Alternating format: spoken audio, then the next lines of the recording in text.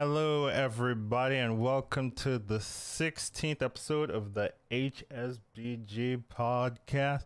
I'm your host, Educatedcollins. I'm here with my constant co-host, Shady Bunny. How you doing today? I'm doing very well. Thank you, Collins. How are you? I'm doing all right, I guess, myself. All right, I guess. Yeah, that's me. Generally, I talk like that.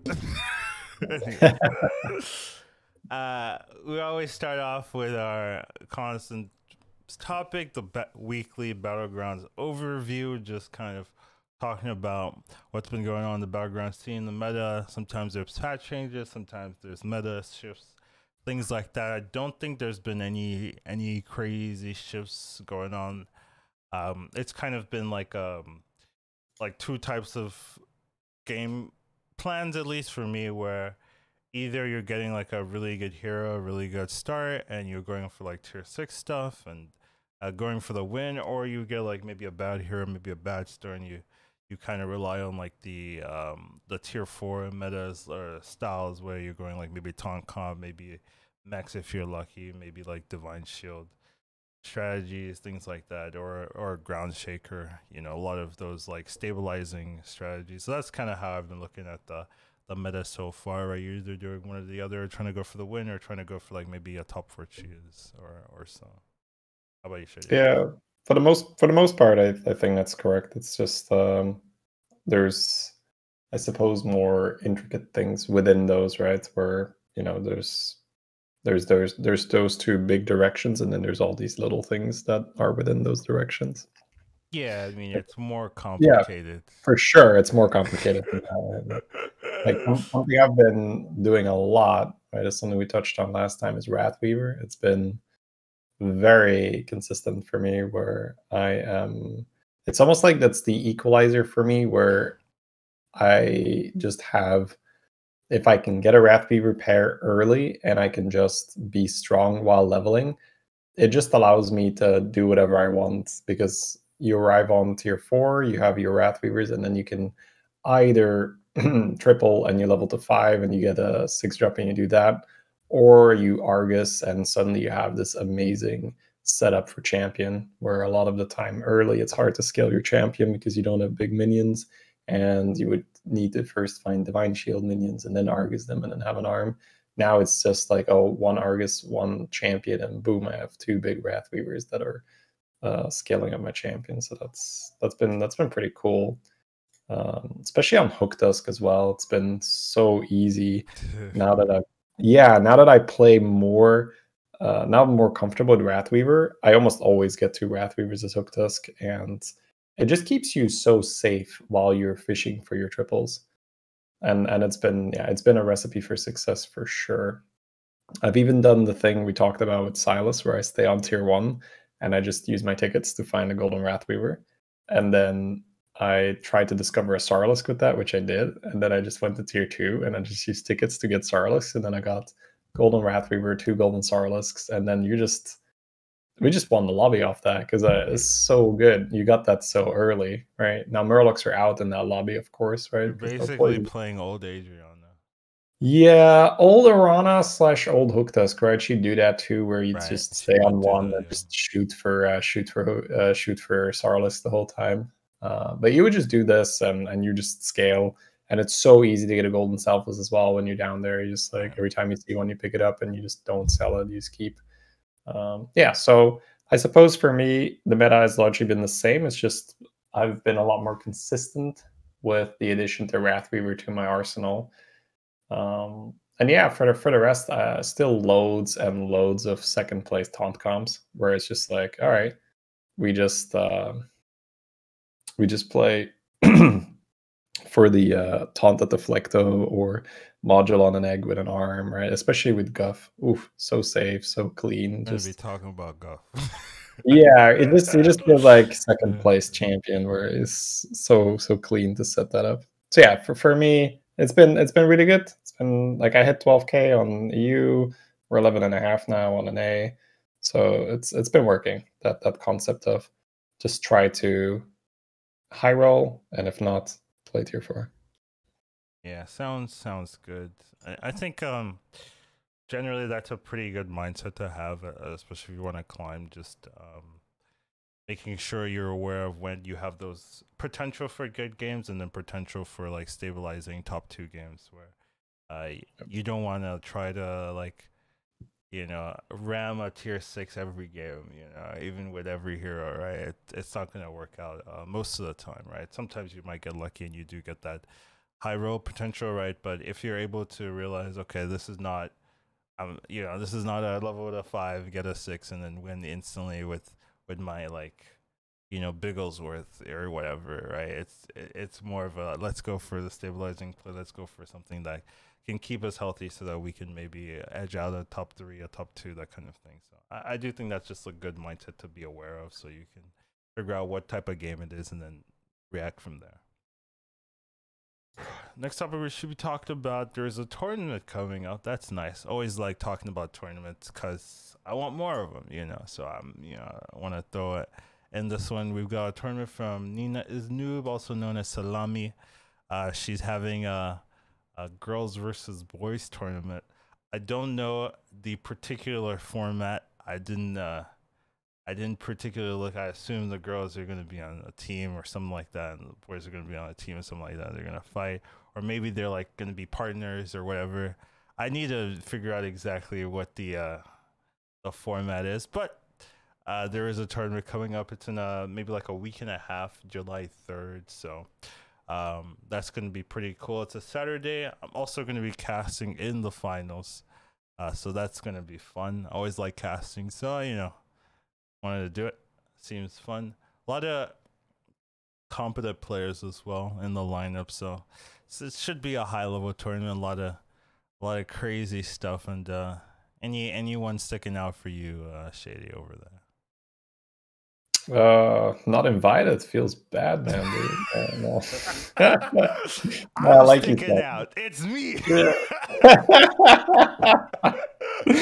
No. I mean, obviously, there's some really, really good players in there, right? So it's hard even to just be like, oh, this player is not that great. So everyone looks just top tier. So looks like a very, very fun the tournament. PR answer coming from Shady yet again. No, for sure. I'm looking at the lineup right now. We're just like, oh shit, there's a lot of really good players. Anytime I try to make him smack talk, he's like, nah, everyone's great. I hope everyone has fun. Colin's trying to bait. Yeah, we got it on tape, boys. Ship it, send it. Right. I need those clips, man, where I can just put it on Twitter or something. Player X is trash. Anyways, it should be fun. There's a lot of interesting competitors there, and I wonder if the meta will change by the tournament, right? Because sometimes tournaments get announced, right, and then like a day before or like a couple of days before, there'll be like a patch or something, and you're like, oh my god, what is this coming out, right? And since this isn't like Blizzard sponsored or anything like that, right? Blizzard might have its own no obligation to look at that at all. Yeah, so I'm wondering, it's still far enough out that there might be like a significant shift in the meta by the time the tournament comes. So we have to see. Like it feels that we've had our like big meta shift, and then like it feels like anything from now is just like little things here, like oh, new hero, like card maybe changed, but nothing as big as here's pigs. Get used to it. So yeah, so pigs would be the big meta shift, and that was like the huge one, right? And then there's like Maiev out, Blacksmith out, those things that do make a difference. I think the by far the biggest meta shift we've had recently was Piggies rotating, right? Quillboar's rotating. Yeah. Suddenly you have to be like, oh, I can play Caligos. Oh, cool. Well, I can do that. I have time, right? And so I can just actually scale Caligos. So yeah, I wouldn't be too worried, but I mean, we never know, of course. True. Yeah. Going for the safe one, hoping that there's no big changes. That sounds good. Yeah, that would be my prediction. I don't think we're going to get massive changes. My prediction is there's going to be a huge shift the day before. Wait, it's on a Saturday. The Tuesday before. Feel like a couple of days. Okay. And then we won't have, like 5 days to adjust. Wait a minute. Never mind. Wait. Okay. I take it back. There won't be anything crazy. All right. That sounds good. Next topic, we'll talk about some heroes. This is a very popular one for Shady. For me, I wouldn't say it's as popular, but it's a good hero whenever you get the setup. Shady likes it because you could do a lot of like funky things specifically. I also think it got better with the mech Kangaroo 2.5, right? As Kangaroo well, 5. right? Yeah, that's been an insane change. You now officially never have a reason to go past You 4. you can talk about this hero, Shady. Love it. Well, this guy, I see Nina is in the chat right now. She loves Greybow as well, or at least did at some point, especially when we were competing in tournaments against each other. She would snap that hero every time, and yeah, the reason is just amazing at getting second places, and at the same time, if you hit your really good lineup, you can compete for first. Just a very safe hero, just a plus MMR hero, we can call him, where pretty much the only thing that can go wrong is you don't find anything that interacts with the hero power. So, for anyone listening, is like, what does Greybow do again? Anytime you have a minion spawn during combat, so death rattles, we're talking Rat Pack or Micro Mummy, that minion gets +1, +2, and taunt. Now, the taunt is very important because when a minion has taunt, it interacts with arm. So you have an arm of the Empire on the board. They attack into the spawn, the Rat Pack, little 1/1s now deal 2 extra damage whenever they get attacked. But the biggest one is the Kiraji Harbinger. Anytime a taunt dies, the adjacent minions get +2, +2.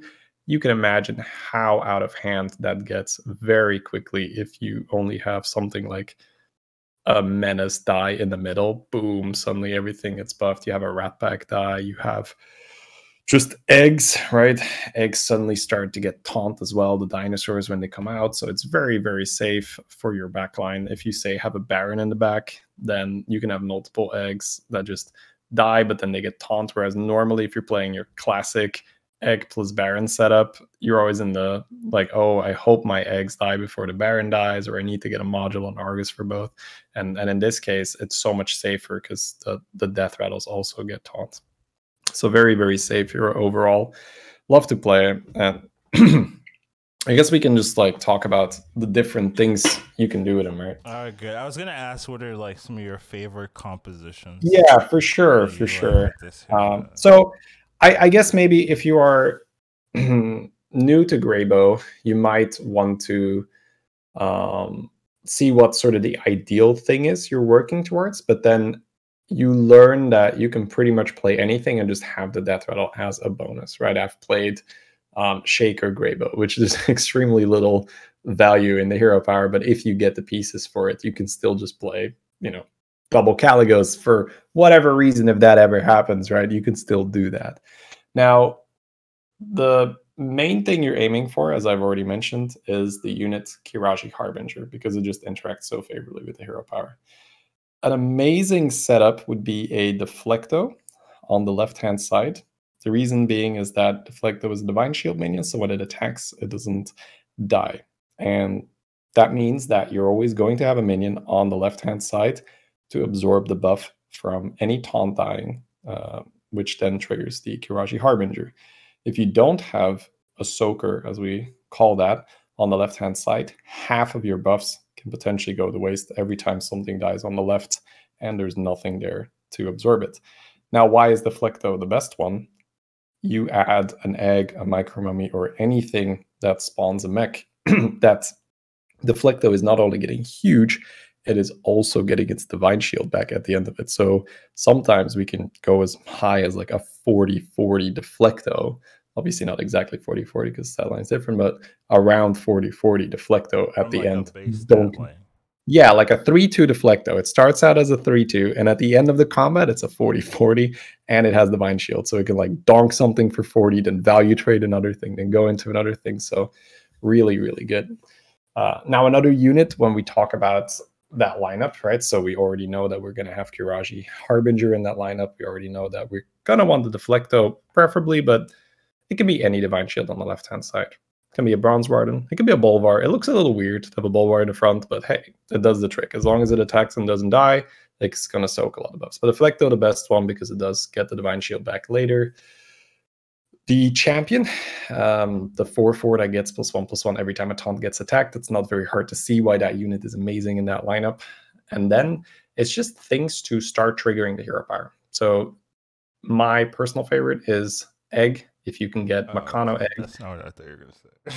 Oh, right. Yeah, I mean, there's other stuff you can do as well. But if you, the easy one is Acolyte of Cthulhu, right? But the difference is on Greybow, your death rattles already spawn taunts. So on Greybow, Acolyte of Cthulhu is actually something you have at the start, but you don't need to keep it all the way through. Because the moment you taunt any death rattle, it's kind of already better than Acolyte, right? You can taunt a Rat Pack, and that's basically Acolyte or better.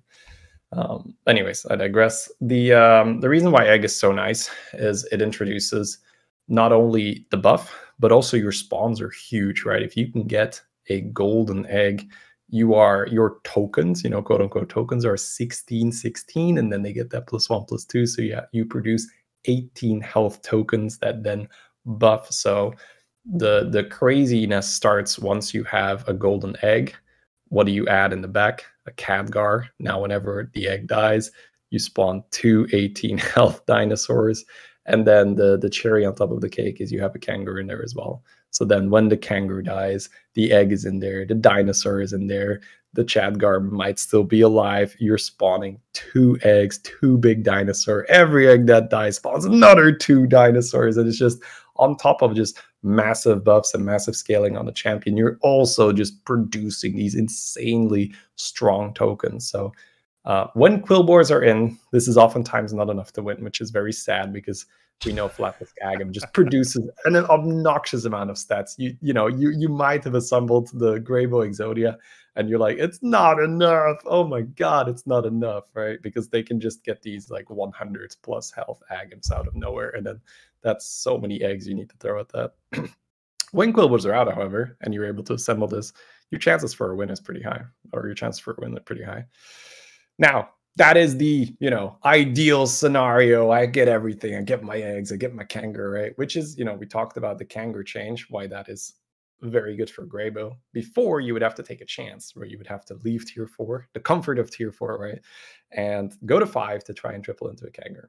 Now, the reason why that's annoying is on tier 4, you have the most chance to triple your egg, to triple your Harbinger, to triple your champion. So there's pretty much no reason you want to go to tier 5 because it costs you gold and you do not get an extra shop slot, right? Yeah, and your pool gets diluted. A lot of 5-drops get added. Like, sure, you can get Baron, but Khadgar pretty much does the same thing as Baron in that lineup, so you don't need it. Okay, so ideal lineup, right? And then, of course, the kangaroo change makes it now even more doable to, you can oftentimes get an early kangaroo, which is still very good on Greybow. You don't need... if that thing spawns 2 harvest golems, that is still very good on Greybow. Now, you could just play regular arm as well. We talked about it. You can very easily still taunt up some divine shields, have arm in the back, and then you can add a little flavor here where you might have 1 harbinger on the board. You might have a rat pack on the board to die and then buff. You might add menace to your deflectos, and now not only do they reset your other deflecto, if you have 2 deflectos, they pop out as 2/3s, I believe, yes, with the hero power. And then if there is a harbinger on the board, suddenly that is huge. So you can even do arm comp for a while, and then, oh, I found a harbinger, cool. When we refer to arm comp, it's arm and taunt of divine shields. Arm of the Empire adds 2 attack every time taunt gets attacked, so those divine shields become lethal. And then you can just rotate out of arm after that, where you say, oh, now I just have these huge attack divine shields. On top of that, I'm going to just replace the arm with harbinger, and my shields already have huge attack, and now my tokens will also increase the health of my board. They will just add additional threats to the board. So I guess that would be the 2 biggest directions you can take, where you straight away get the pieces to play Harbinger, which essentially means you found Harbinger early, and then you'll just play whatever, right? Harvest Golem, Acolyte of Cthulhu, Egg, Rat Pack, even a little wolf that spawns 2/1/1s. Anything with the Harbinger is going to drastically increase the chance you win your early fights. Or you just have to play whatever is given, which then oftentimes leads into arm. Or you just play literally just, oh, I found a mama bear off a triple. Cool. I'll just play mama bear, Mama Bear Rat Pack with Greba, also very, very good. All the rats get taunt, which then drastically increases the chance your mamas don't get sniped before your second beast dies, and you just keep getting that value. High Main is another just example of a unit that suddenly becomes a lot better because the spawns are 3/4s instead of 2/2s. So that's pretty much the game plan with Greybow. You're just picking anything that helps you survive, that interacts with your hero power, and then you're either going more towards Arm, towards Harbinger, or maybe you triple into a Mama Bear. That's another very reasonable Greybow board. All right, this sounds all well and fantastic, but should we like talk about the elephant in the room? You know, Go for it. Yeah, cleaves. Cleave, yeah. Well, if you cleave, I don't know. That's not very ethical. Like, ethical gamers don't cleave each other. Yes, Right. I will say this is the massive weakness that pretty much, all of my favorite compositions share.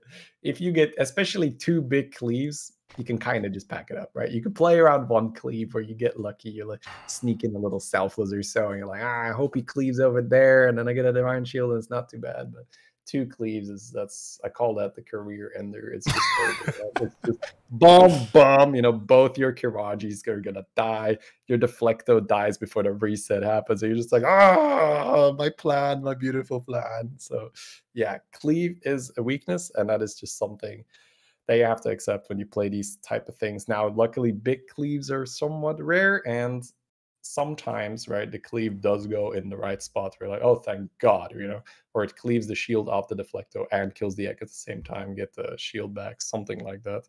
So it's not always over, but yeah, 2 big cleaves is pretty much, you can't compete with that when you're playing a setup that is highly reliant on things dying in order, right? You're like, oh, this is going to die, and this is going to die.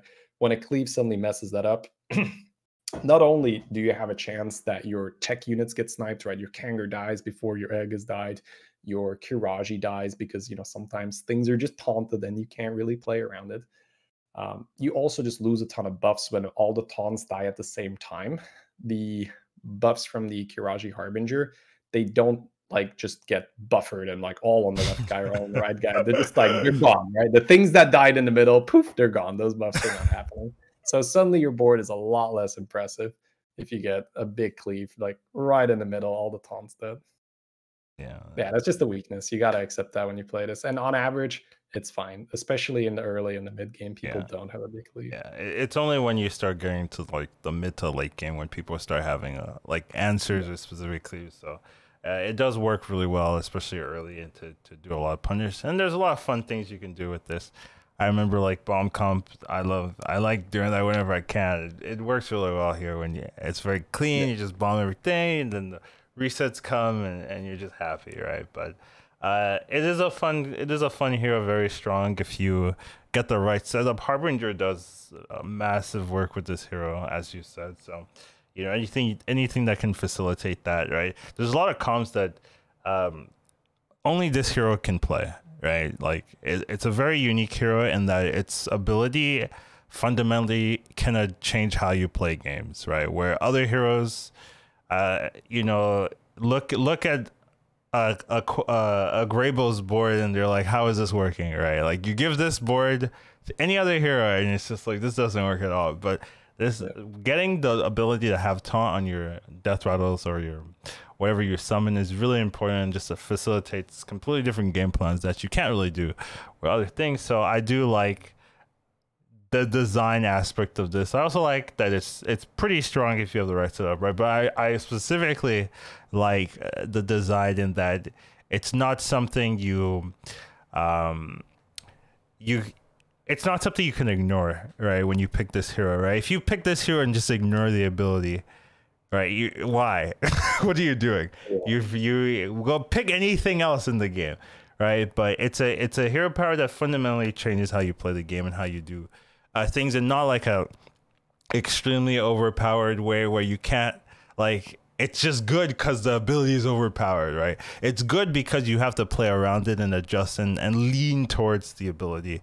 So I like that type of idea, and it's hard to do that well, right? It's hard to do that and not either be underpowered, overpowered, or unplayable or always playable. You know, it's hard to get that balance. So I do like the design, right? Especially when it first came out, right? I looked at this hero power and I was like, I don't get it, right? But then again, Harbinger wasn't in the game at the point, right? Arm wasn't in the game when this came out. So it did get buffed from the additions that they added afterwards. So maybe that's why it was harder to really argue or justify a lot of the strategies, because a lot of the strategies that we use now wasn't in the game when it came out. So that is something interesting to talk about. But yeah, I think it's a pretty fun hero, pretty good hero, especially of the setup, and definitely a hero to pick up when you don't like the other heroes. I mean, you say that with almost every hero, right? If you don't like the other heroes, pick this one, right? But you can stay with every hero.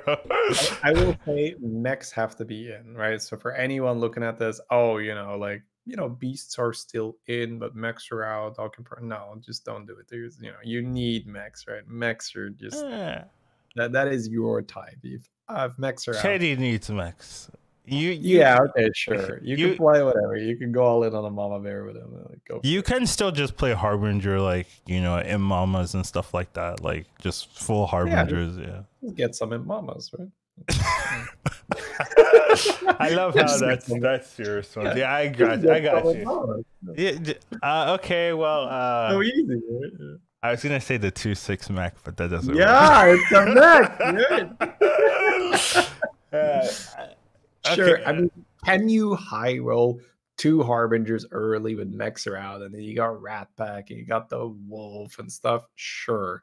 But you don't want to set yourself up for that, because I feel like on average that's going to be a minus MMR, because that's not usually how it happens. Okay. But if you suddenly can utilize, like even just, let's say you're playing Greybow, you've just gone to tier 3. You can pick up just a replicating menace and play that naked, right? Just 3-1 on the board. Yeah, it's so strong, carries you immediately, right? Like all those options are just out when mechs are out. So, you can try, especially if you really dislike the other heroes, when beasts are in, you can try to make it work off just beasts, but I would not advise it. Okay, fair enough. I think that's justifiable statement, Preferably you want mechs, and if you hate everything else when mechs are out, go for it, but we did not recommend it, I guess. Yeah, don't try that at home. I recommend it, but shade. Results may vary. Fair enough. Speaking of Greybow, our minion for this week is actually something Greybow can utilize particularly well when you synergize with Harbinger, but as you said, this isn't necessarily needed for Greybow in particular, right? Since any Death Rattle minion with taunt is pretty much a better version of this hero, but Harbinger does love this fantastic. This is maybe their lovers, they have something between themselves, because you see a Harbinger, you see Acolytes almost all the time, next to it. So there must be a reason for that, right? But very interesting one drop, right? I remember when it first came out, I was like, it's okay, right? But just the amount of synergies it has shown itself to, amount of cards it's shown itself to synergize is quite a lot. And sometimes I'm like skipping, 4 or 5 drops for this tier 1 minion, just because it works so well when you have like double Harbinger and stuff like that. So there's a lot of utilizes. It's a really strong early game card, so you can pick it up and then if you get some synergistic pieces, right, maybe you're running Arm and you just need something, or most likely you're running Harbinger, and this is like tier 1, right? So you see a lot of them and you just pick them up as well, right? This also works really well to buffing up your Divine Shields or your Cleaves or whatever you need buffed up. So I think it's been a good card. I wouldn't say it's broken at all, right? I don't think this card is imbalanced, right? Where some other like early game 1 drops do a lot for a little bit, right? I think this one you have to invest in, but the payoff is pretty good if you have the right synergies. Yeah, I'd probably say that the main drawback here is that it doesn't have a type. So especially when you're playing on heroes that are leaning Menagerie, or you have a setup that leans Menagerie, sometimes you're just going to take a rock pool or even the taunt 2/3 dragon, because you're like, if I get Mithrax now, I really want to have that extra type. We're talking, say, a Hook Tusk, right? That's very reliably going to triple on 5 drops, or even Millhouse that's going to try to pull Kaligos. So that's probably the main drawback. It doesn't have a type, but it's still Well, a Tyrion's phenomenal. coming back, so once Okay. that theoretically, I don't know if that's true at all. But Just let's in our fantasy world, Tyrion's coming back, and then bam, this card's amazing. Tyrion Arm, let's go, baby. All right. Yeah, so I would say that indeed it's the main application of this minion is to interact with Harbinger, right? And then it's very similar to that Greybow lineup we talked about, where you have a Soaker on the left-hand side. My favorite is Deflecto, and my favorite sort of ordering is the Deflecto on the left, then an Acolyte, then another Divine Shield, taunted or not taunted, based on whether you can manage to taunt it or not. Another Deflecto. Sure, if you can get Deflecto, Acolyte, Deflecto, Acolyte is just and then on top of that, Divine Shield Egg or something. Both Acolyte, both Deflectos get Menace, so they're both getting big. They reset each other, and then like a moduled egg. Indeed, that's like, and then you're just pretty much cycling out Acolytes for Void Lords at that point, right? Where you can, because Void Lord is like Acolyte, but with upside, where if you have the board space, you might get 2 or 3 taunts, which then interacts again very favorably with Kiraji Harbinger. Yeah, that's the one side of the card where, if you pick it up early, you usually have to keep in the back of your mind, okay, if I go to 4, let's say you're playing an Omu. Omu does this very, very well, where Omu levels and then just needs to pick up a minion from the shop to be strong. If you manage to have an Acolyte on your board early, and then you just drive by a tier 4 shop, let me just go to 5, grab this Harbinger, that is exceptionally good for Omu. So that's something you keep in the back of your mind. That is pretty much your ticket to 6. That is a free tier 6 Omu game. If you have 1 or 2 of these with an early Harbinger, that is going to, at the very least, minimize the damage you take and very likely just win you those rounds. And that is just, that is so good for an Omu, or anyone who can just level, and just pick up an Harbinger on the side.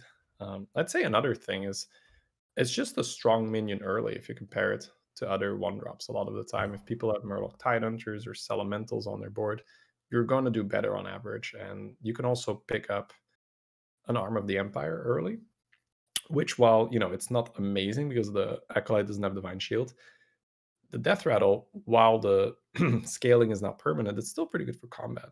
You're going to spawn a little, especially early.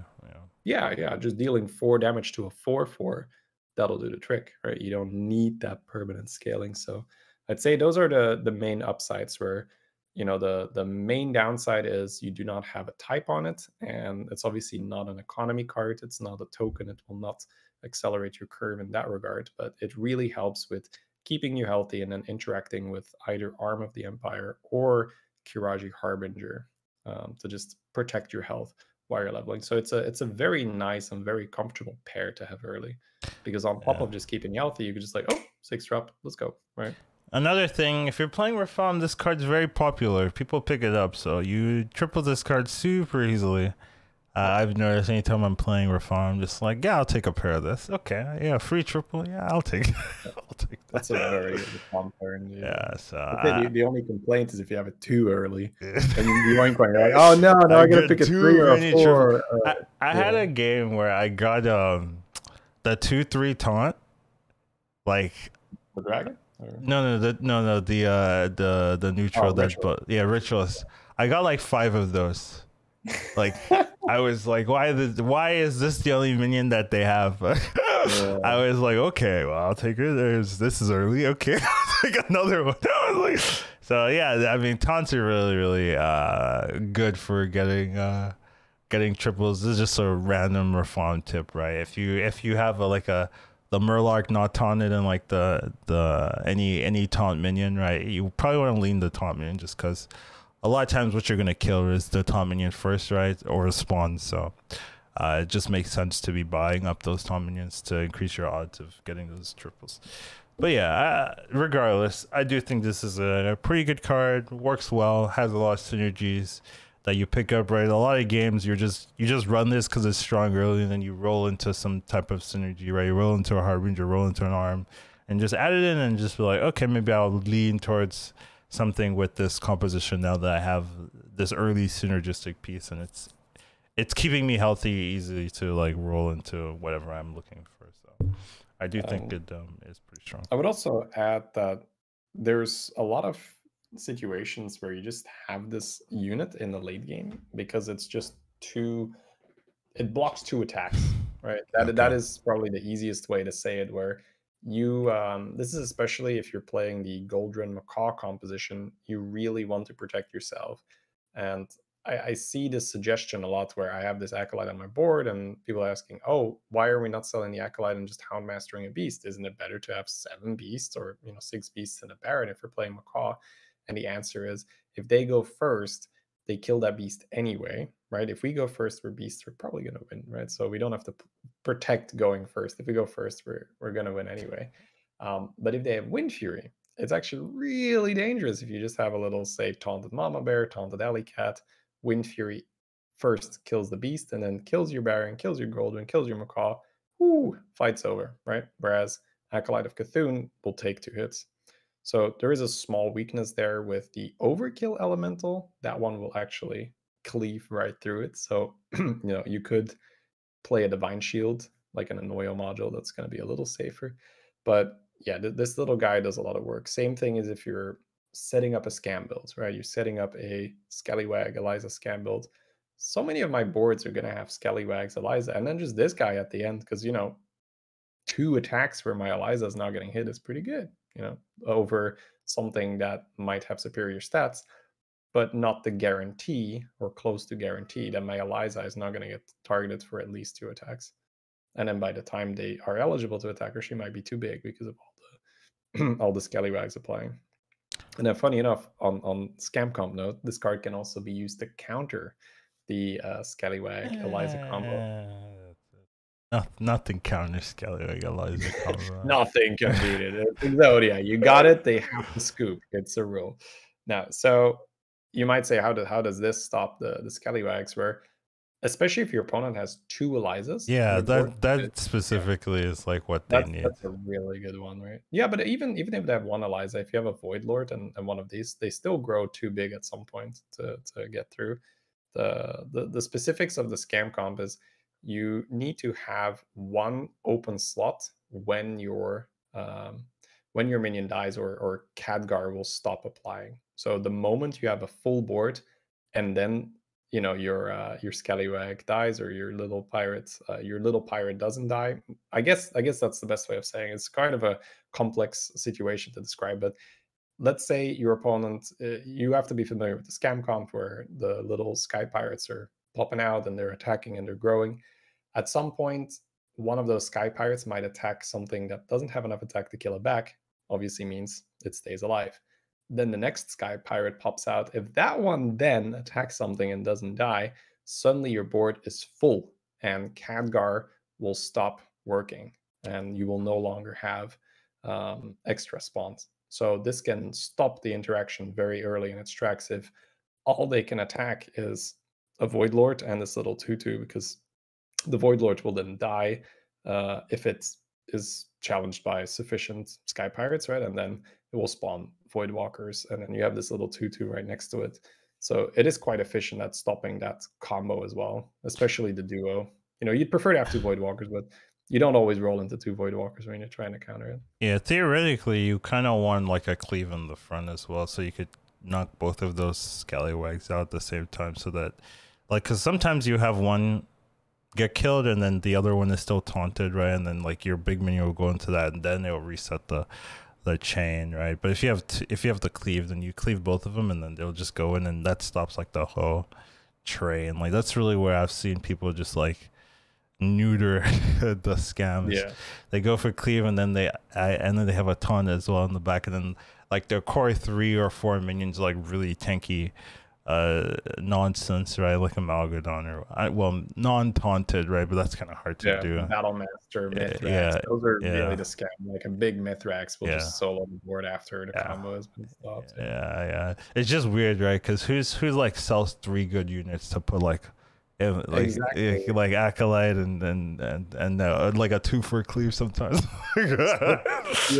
This feels so weird, but Yeah. you know, it is just correct to sell your 60/60 taunt Divine Shield Poison Amalgadon when you're trying to stop the scam comp, right? You either get, you know, zap, or you just have raw stats where it's just insane amounts. You know, like I've done it on Double Hogger where I had I like a knew you're 200. gonna mention Pirates. Yeah, that game, right? Yeah. So you have like a 200 plus health of Malgadon. You got like a 180 health Salty Looter. You're like, try me, right?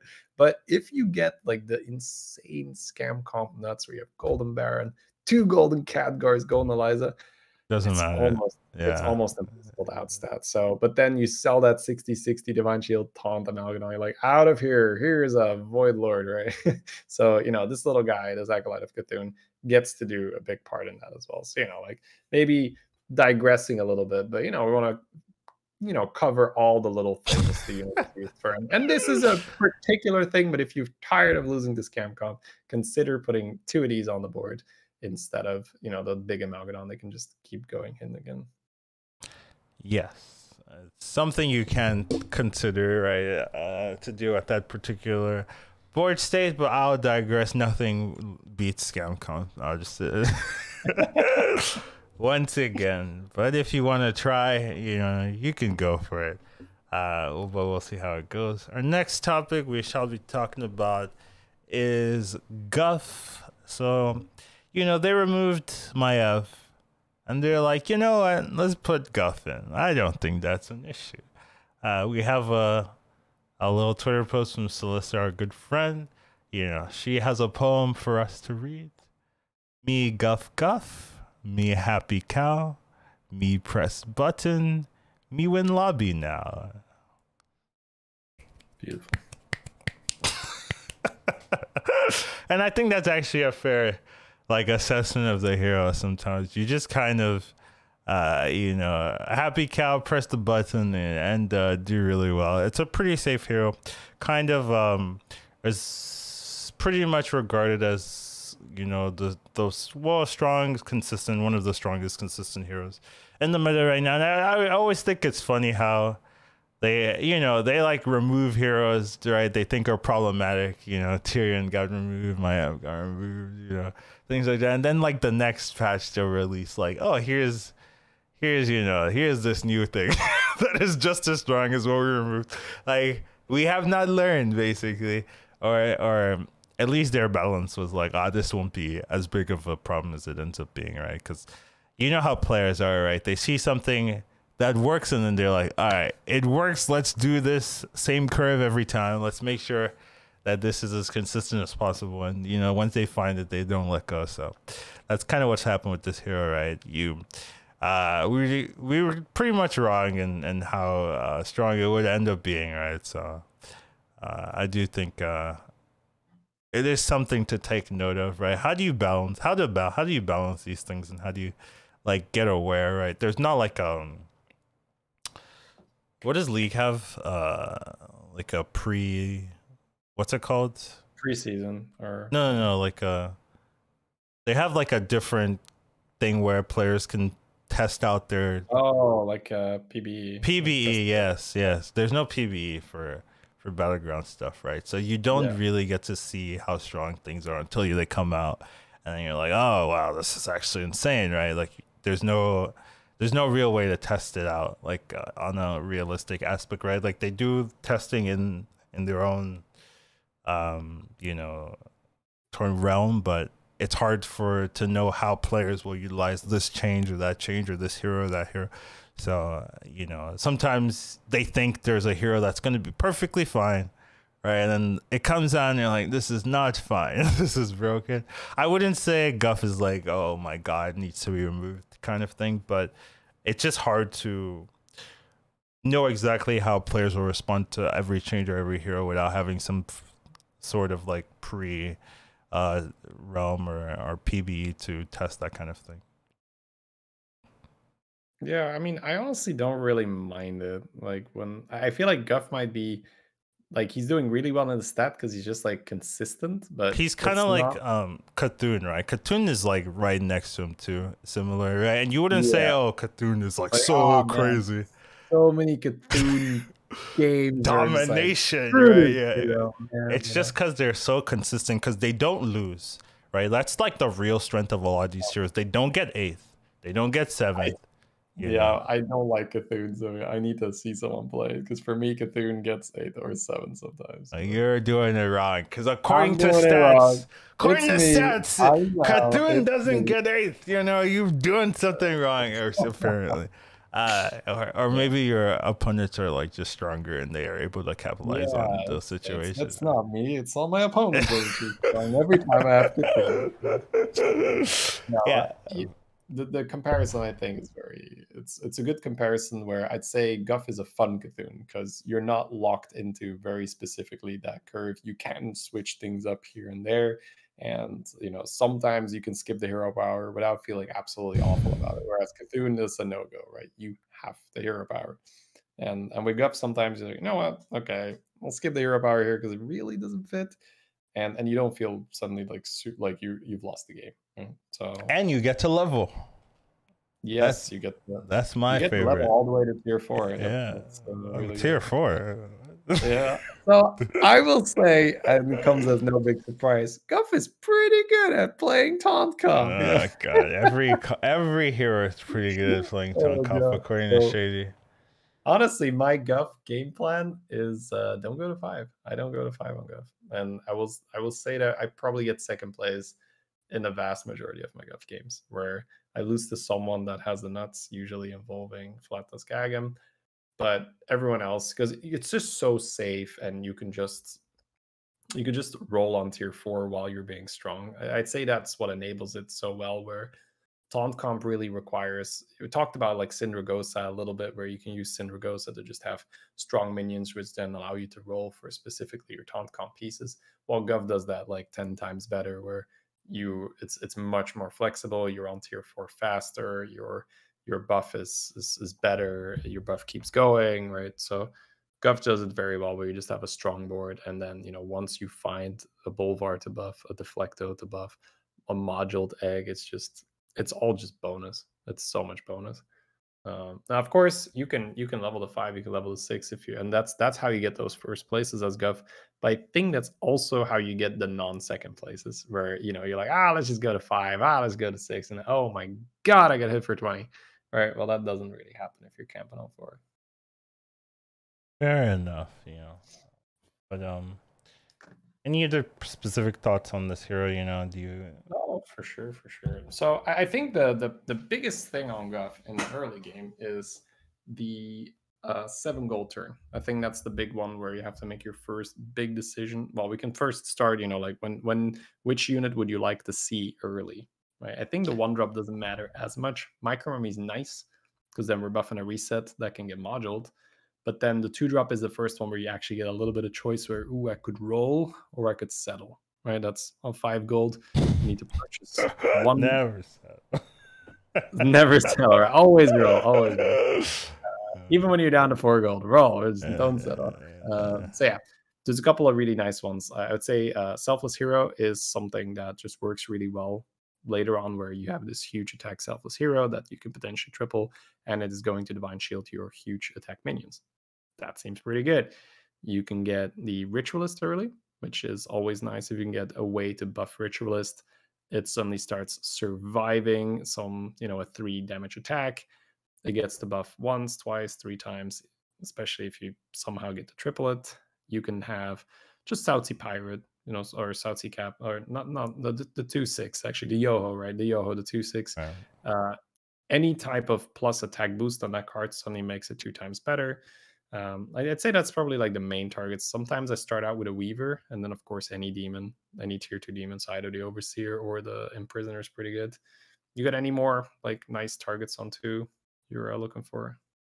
I think you've covered most of them, right? That's Especially if good, you're yeah. considering not going to 5, right? If you go to 5, then Menagerie starts opening up, right? Glyph Gardens and stuff like that.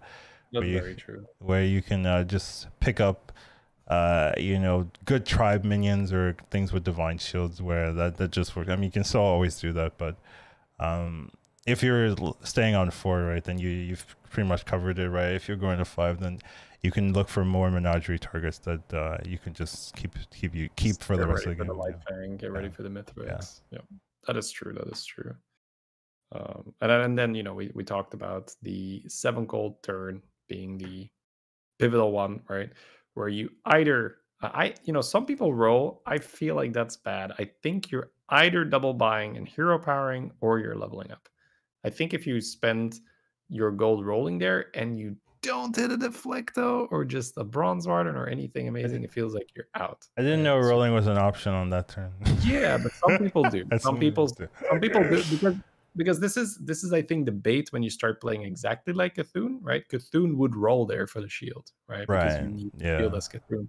And that's where I think the bait comes in, where you're not exactly Cthulhu, right? So the same thing with Macaw Selfless. Sure, if it comes for free, fine, but don't force it. You're not Cthulhu. You don't have to do that. Your minions aren't as big. You have more flexibility. You can swap out pieces here and there.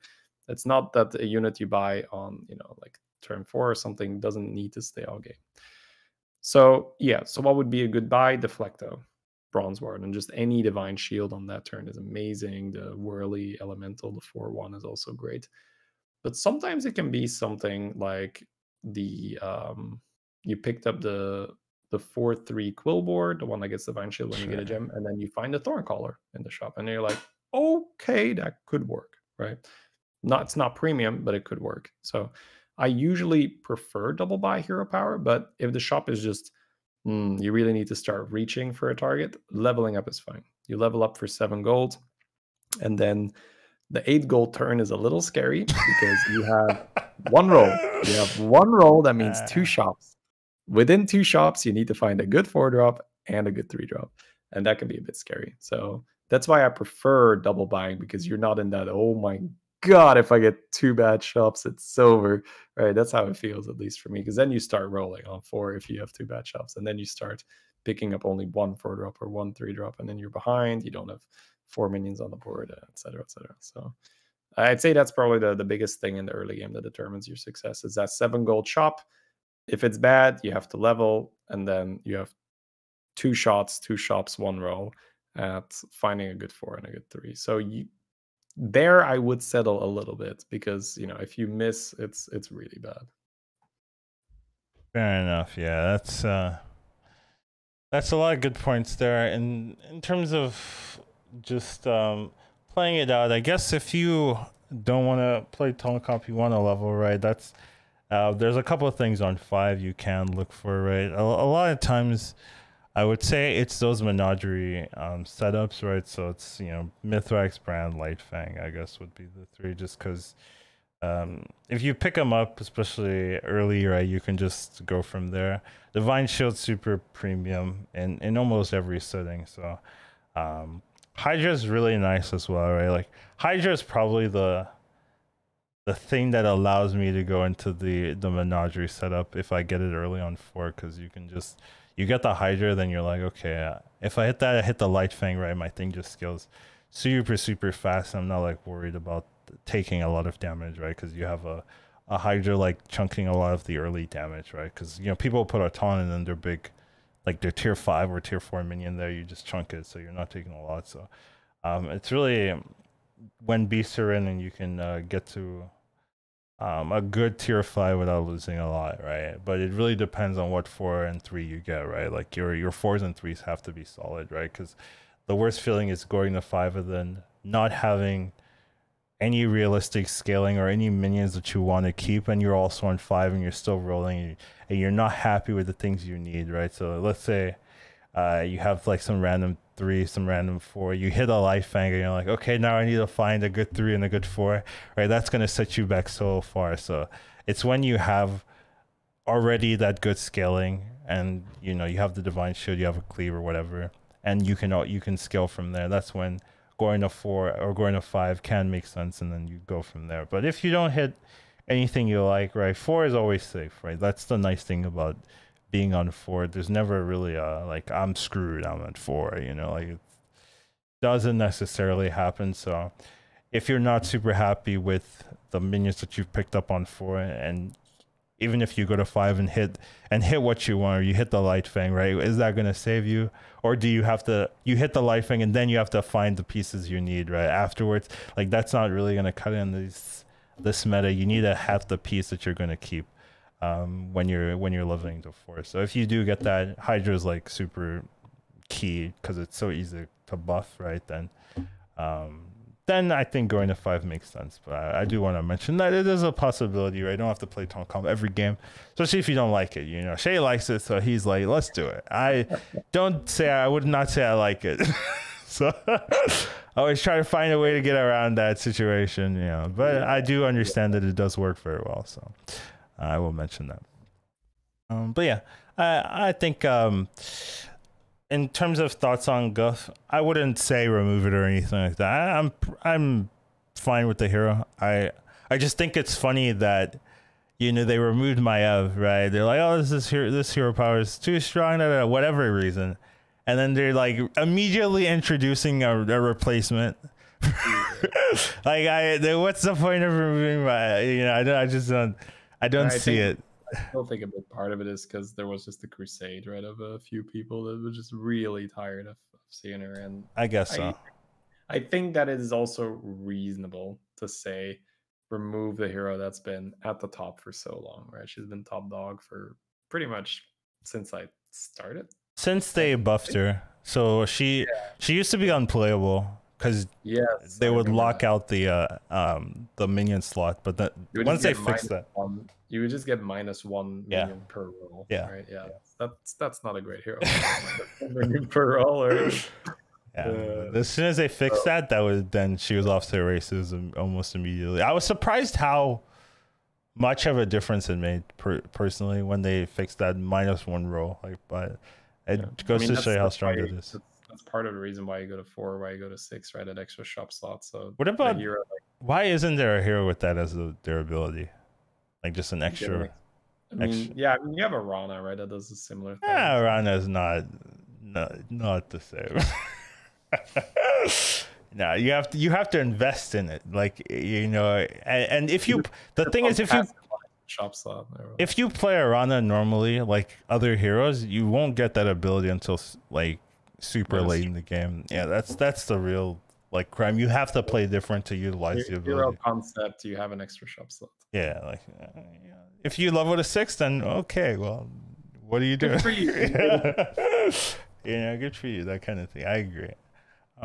Actually, I think there's an extra slot even on 6, right?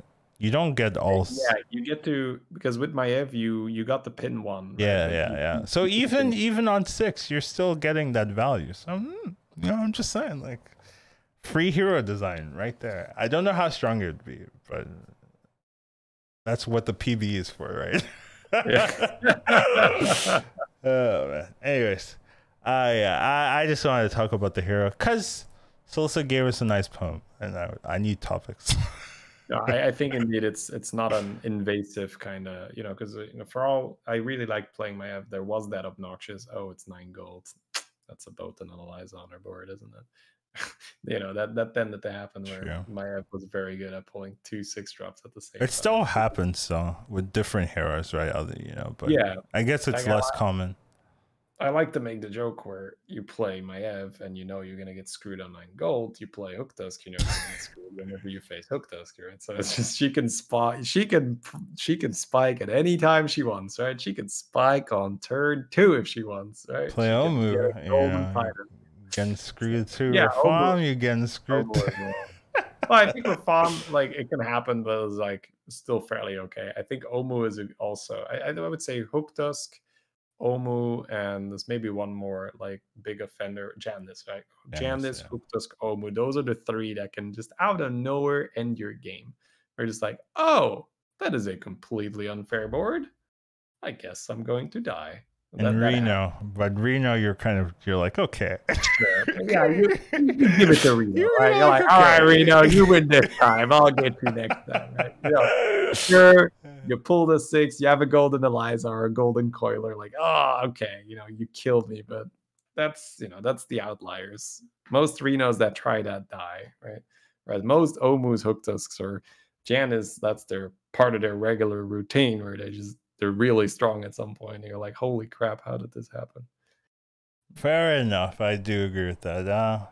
Last topic here will be some composition. So these are some of the like the high MMR compositions that people are playing, and I thought it was interesting just to take a look at some of them and just see what they in particularly are doing, and just like evaluating, right? So these are, I think this is top 20% in MMR, which isn't like, it's not crazy. I think that's like 6,000 or 7,000 to be fair.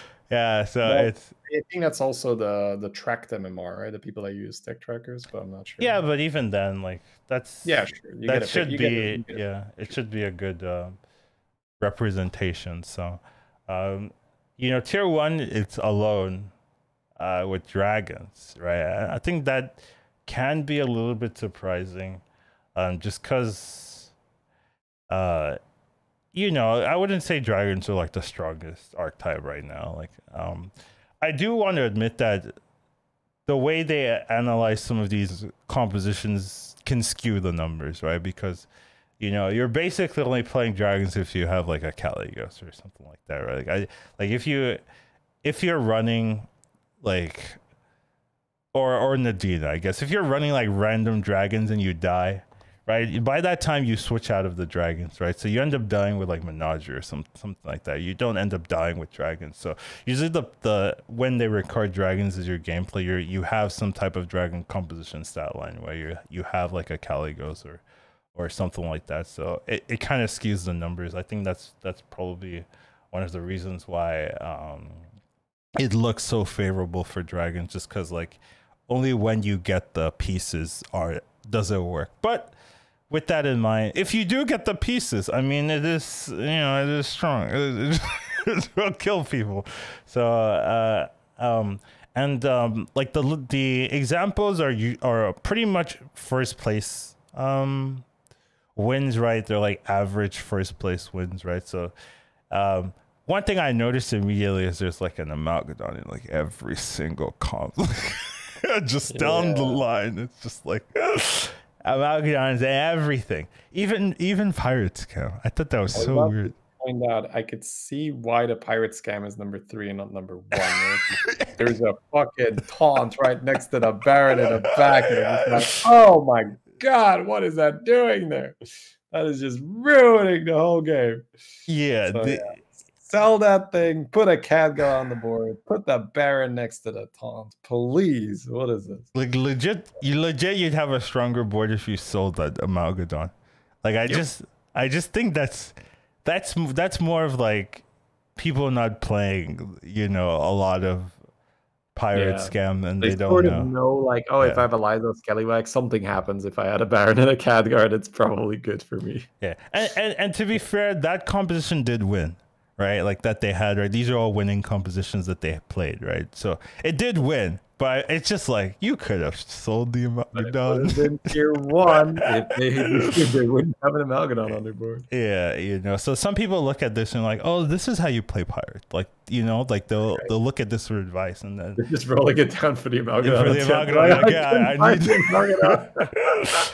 And it's just like, no, this is not correct. This is not how you do it, but it does work. Like theoretically, if you want to fix that Pirate comp, right, you'd maybe switch the Eliza for another Khadgar or Kangar or whatever it's called, another Khadgar, right? I'd rather have 2 Khadgars and then you sell the Amalgadon, and that looks cleaner to me as a Pirate comp. But the theory is right there, and it could be better, but it is.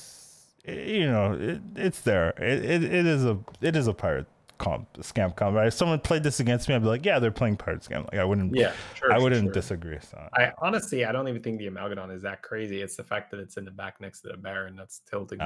You want it third or something? Why is it there? I want it in the middle of the Scallywags, right? And I want the Baron Okay. next to the Eliza, in front of the Eliza. I So see. that if you get cleaved, you don't lose your Eliza. Yeah. Cleave would screw this comp super hard, right? Like the cleave goes, it kills your Baron, and you're like, yeah. Yeah, also Zap would screw their comp, right? Because it would zap the 1/7 and then it would zap the 2/2. Right? You insta lose. There's no chance. Yeah, so there are weaknesses. Dude, that goes without saying, but I think it's pretty interesting, right? You can see the most popular comp is Menagerie, right? Having like almost a third of all games, right? But I think that's more due to like how easy it is to be a Menagerie comp, right? Like in the data, right? You just need different units. You found the Light Fang, you found the brand. Congrats, you're now Menagerie. Let's do it. Or you don't have a comp at all, but you just picked up random tribes as you were dying. Ah, yes, you died with Menagerie theoretically, right? But you know it's interesting, right? Like it's Flatum Agam, right? In the winning comp, right? Like the Light Fang is a fake. It's a fake. It's really a Flatum Agam comp. Never be a Light Fang. Yeah, that's actually true. You would never play Light Fang in that setup because why play Light Fang instead of? I guess that's just something you end on, right? That turn. Yeah, or something. You need a buff slot, right? So when you're playing Flat Tusk Agam, you need a slot where you buy and sell things, right? You need to sell Sunbacon. You need to sell anything that generates gems. You're gonna want to play Murazons, Primal Fins, anything that Elementals, stuff that makes gems because you can just buy and sell and generate gems like that.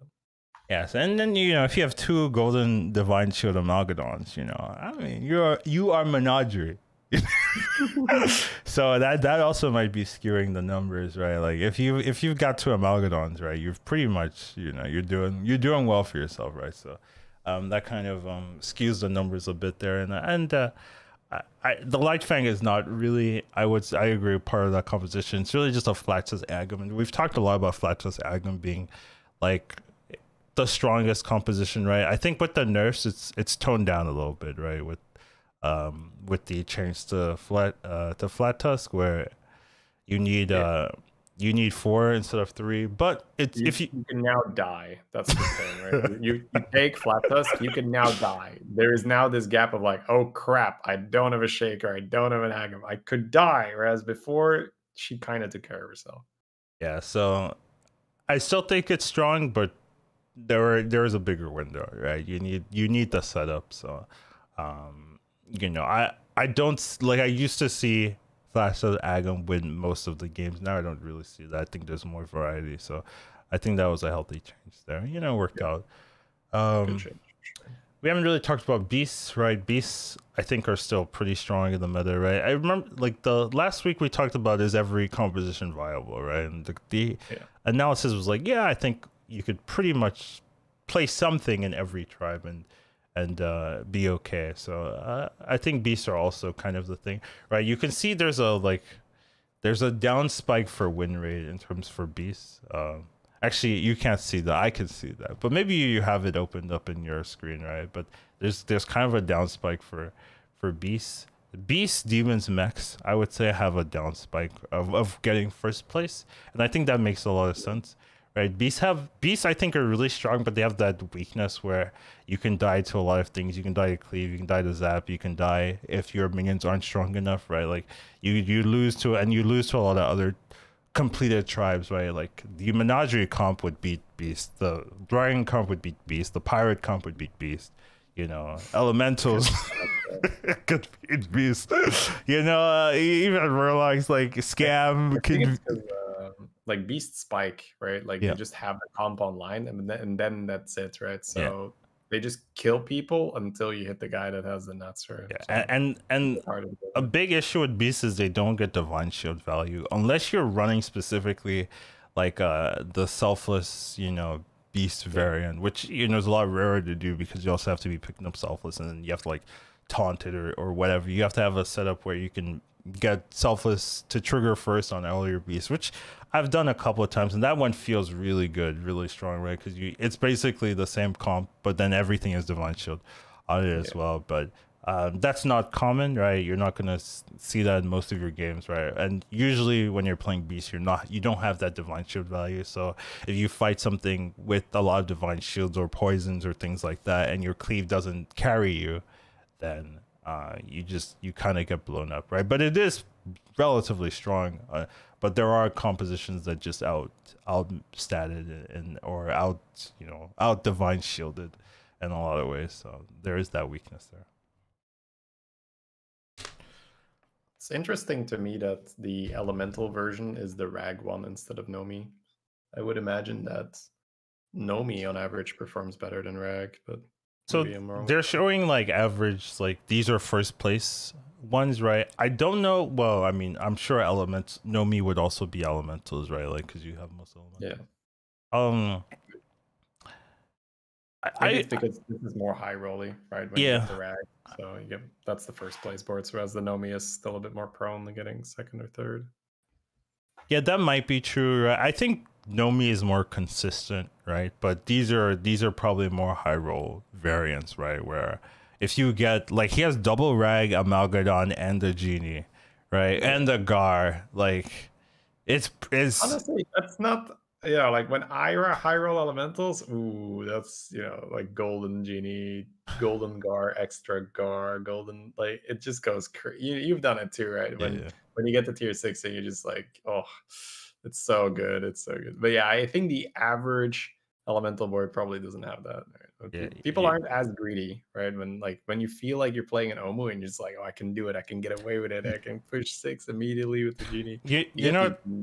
Boards. Like these boards that they're showcasing are kind of high rolly, but they're not that high rolly. They're not that crazy. Right? Yeah. Like I've definitely seen way stronger boards on every. There's almost no golden everything, right? Like if you look at their boards, exactly. Yeah, there's not a lot of dominions. Like the Macaw's golden, but I think that makes sense, right? When you're looking at the it's 6.5K instead of the top regions where we usually play. People are just less efficient, and that's just normal because they don't play all day every day, right? And if you're just less efficient, you have a little bit less gold here. You're on tier 6 one turn later. You see less shops, and it's just less likely to have these nutty boards. So I don't think that's too weird, but it's a good observation. Yeah. So. Even though the little Rag is the example, I think like if you want to play elementals more consistently, right, like getting like double Nomi and staying on 4 is probably the way to do it, right? Like if you can get that set up very quickly, right? Because if you like Nomi early, like and you don't die, scales really well, So especially if you have 2, it's just some of those boards are insane. Yeah. The Murloc board isn't like, I think Murloc is where we were like struggling to like say, oh, it's pretty strong, right? Like you really need that specific like Murloc setup for the Murloc to work out. And I'd say this is like probably the weakest looking board out of every one. You don't know it, but that's only Jandice boards, right? So there's no other hero that makes that than Jandice. If Janus, that board would look so much better if there was a Janus, right? He has Brand and the Lookout. I mean, he's gonna have like 4 Malgadons. just a lot of stats. So I'd say this is like the non-Janus variant, right? If you have Janus with this setup, you're so in business, right? It's super easy to win there. And then demons I want to talk about separately because this is like the top percentage, but when you do all players, demons and Menagerie also becomes tier 1, and I thought that was pretty interesting that demons jumps such like Menagerie you can kind of see, right? It's like right next to it, right? It's the next one up, but demons also becomes tier 1, right? And it's just like it seems that demons work really well for newer players. I guess it makes sense, right? Because you start with a Wrathweaver, right? So it's hard to mess up, right? You start with Wrathweaver, you start with your thing, and then you just buy demons. Oh, it's not that.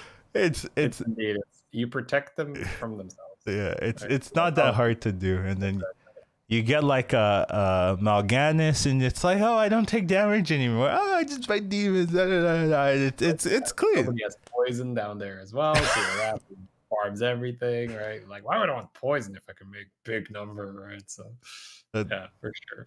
People still do that in the high elo, me specifically. So Uni score, me no one, or me want big stats.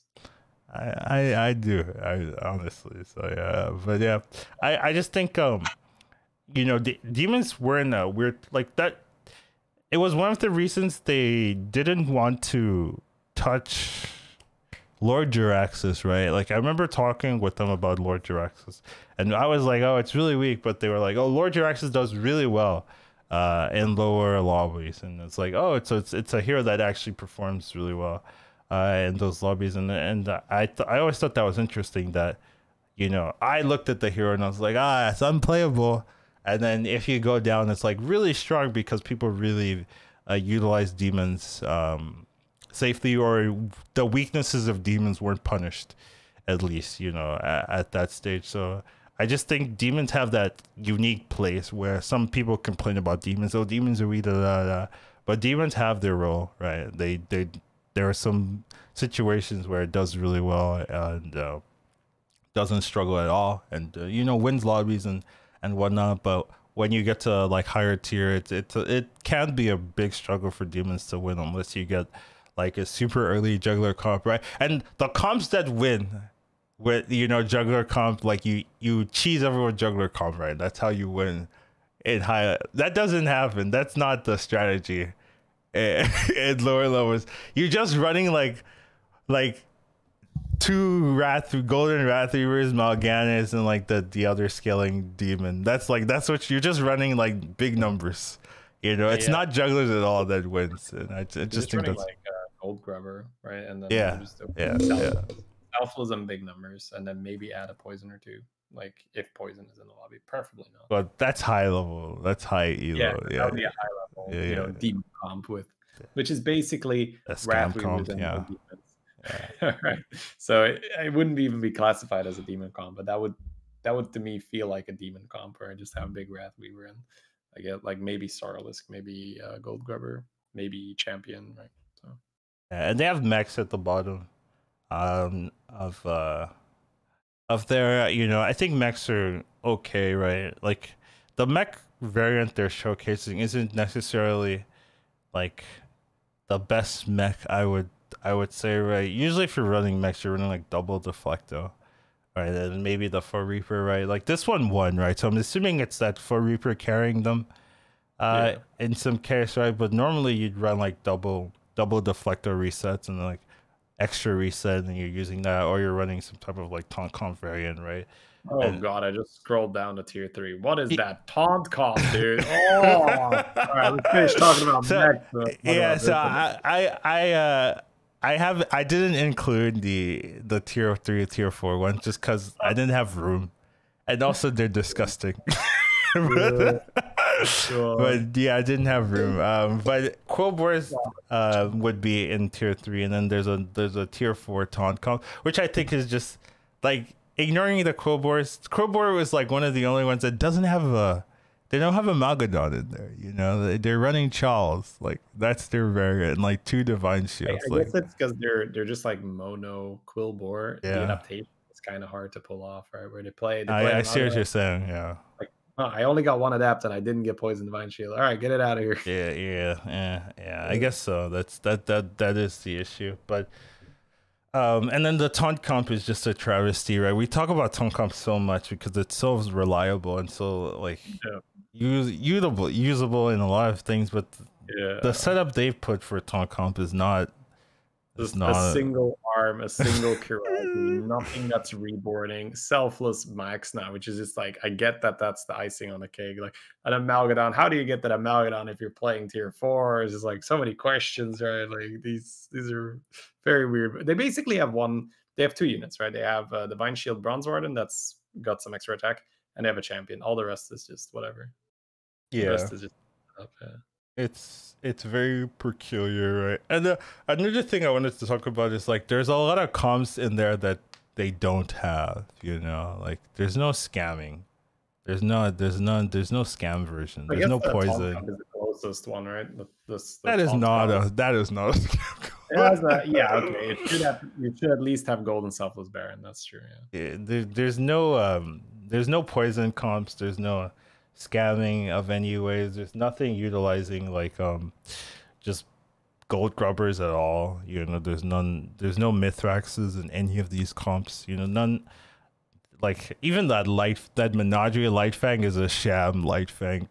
Like it's not really a Light Fang comp. You know, so there are a number of comps that they just don't have. Maybe it doesn't see enough play or it's too unique. But I would say that scam is pretty popular these days. Maybe it's hard to identify what is a scam comp or whatnot, but there are a lot of comps that I just felt missing. There's no bomb comp. I want to see bomb comp. I know that one doesn't. There's not enough players. Right Yeah, I'd love to see bomb Baron. You know, the reset. I'd love to see. Oh yes, what you gotta play so much of it to start showing up Collins. So that's your new mission. I don't think I want a mission like that. But yeah, there's quite a bit of compositions that just don't see.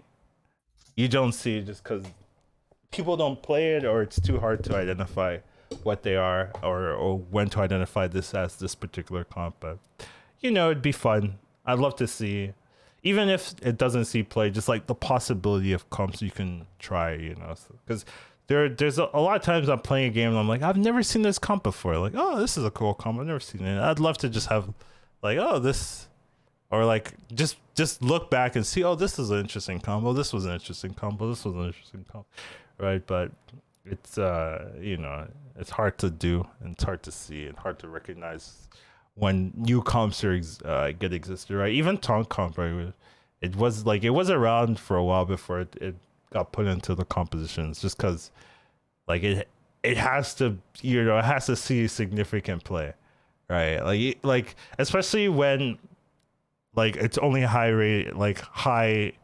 rated people doing it. That's a super small percentage of the player base, right? Even if it's popular there, right? It's not going to show up here, right? Because you know everyone needs to be able to do it, right? And especially like you know the general idea here. You don't get the specifics. Yeah, like the Khadgar transitions, right? Like that kind of stuff won't show up, right? Just because the amount of people that do it is like less than 0.1, right? Like so, like you're not gonna see popularity like 0.00. It's not gonna. I wouldn't even show up. Yeah, transition, right? Like a guy suddenly has 4 Caligos, like most likely Khadgar, right? These Caligos were not acquired by conventional means. Yeah, so it's just interesting. I sometimes take a look at the compositions just to see, but. A lot of the times, I wouldn't say it changes too much, just because of the way they track the situation, right? Dragon's been high, like in high tiers for a long time, just because they only track it when you have a Caligos or an Adina or something like that. So it's hard to track it realistically, right? Like if you get a 6 and then it's not Caligos and the rest are dragons, right? You get out of dragons. And then it's like, oh, that, and then you die, right? It's a failed dragon, but it's not going to show up as a failed dragon. It's going to show up as like Menagerie or some other thing you tried. So that happens a lot, right? But it won't get shown up because of how it gets tracked. So it just, you know, it makes it tough to look at some of these, you know, these numbers and be like, oh, this is perfectly accurate, right? Like Pirates. You know, if we were, I would put Pirates higher. Like, you know, like ScamCom does so much. It's more consistent, I would say, than if you get a full. Yeah, if you get a full scam off, then the chance for first is incredibly high. Yeah. So, but it doesn't show, right? As well as you're not using like perfect gameplay, right? For a lot of this, right? Like, why is the Amalgadon there? Why is it in the back? You know, all these questions, right? But what can you do? Anyways, any final thoughts or any final things you want to talk about? All of this this podcast. Anything you want to end on here? Upset at how that taunt comes. It's awful. No wonder people think it's bad. They go up here to like, okay, how am I supposed to play taunt comp? Oh, this is my wins. Okay, I guess I'll one arm, one karate. It's been good. I think it's fun sometimes to take a step back and step out of your bubble, right? Where you see your games the whole day, you see your opponents, their boards, and then you realize, well, this is just a tiny, tiny fraction of the entire player base that's playing this game, and it's good to just realize, okay, this actually happens. People build like this, and then I think it also helps to teach other people, right? When you see like, oh, and sometimes you get so used to playing in a certain way that there's things that you take for granted that you have to step back and be like, okay, not everyone takes this for granted, right? Let's take a step back and see, okay, let's start with the basics. They go face? What? No, you trade here. What? You're going face? What the fuck? I remember this. Yes, I agree. But yeah, I think it is fun to take a look and see how people kind of evaluate compositions and how things exist in the grand scheme of things. So I thought it would be fun. It's also a long topic that I could spend some podcast time on. And I need that. But yeah, that shall be it for us today. Thank you guys for joining us here. Hope you guys enjoyed this podcast. We'll see what we have and who we have in store next week. And, always thank you for participating. Shady, always glad to have you. My pleasure, man. Thanks for having me, as always. And I appreciate everyone's comments and feedbacks on wherever you get this. And if you want to send us a message, you can send it to hsbgpodcast@gmail.com. And you can reach me, Educatedcollins _ in the thing. Shady Bunny, no _. Lucky him. Didn't have to work on that. And we'll see you guys next week. Take care of yourselves and have a nice rest of your day. See ya. All right. Sounds good.